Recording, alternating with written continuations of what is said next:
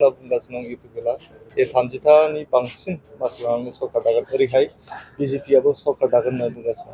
दा बियो रायजो राजानि सायाव बड'लेण्ड ओनसोलनि 22 लाख जायफोर भटार रायजो बिथांमोननि सायावसो जे सोर सरकार दागोन सोर सरकार दाया। दा नंखायनो 26 तारिखसिम नेनांगोन। बयबो मिटिं गादों, रायजो राजाखौ खावलायदों, मिटिंआव मोजां गाज्रि बयबो खोथा बुंदों, सोंखारिदों, बयनिबो स्किम्सफोरखौ बुंदों। दा बिनि उनाव नुगोन जे रायजो राजाफ्रा सोरनो भट होयो, जाय बांसिन भट मोनो बिनो सरकार दागोन।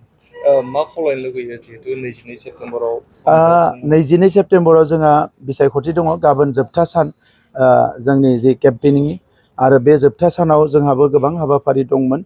दा बेखौ जोङो एसे फिसायै खालामनो सानदों, जिहेतु रायजोआव मोनसे दुखुनांथाव मोनसे जाथाय जाबाय। दा बेखौ लानानै जोङो गाबोननि सानाव केम्पिं खालामगोन। जोंनि मावथि बिबानगिरिफ्रा बयबो गावबा गावनि जायगायाव रेडि जानानै दङ खामानि मावनो थाखाय आरो मावगासिनो दङ। नैबे बिसायख'थियाव बड'लेण्ड ओनसोलनि आफादफोर आरो रायजो राजानि जों अननाय मोनदों आरो जोंहा बिसास दङ जे रायजो राजाफ्रा इउपिपिएलनो भट होगोन आरो जोङो नैबे इलेक्सनाव जों देरहागोन। हाग्रा माइखिरा लागोन होनना बुंदों। आं बिथांनिसिम गाहाम हामलायनाय बावहरदों।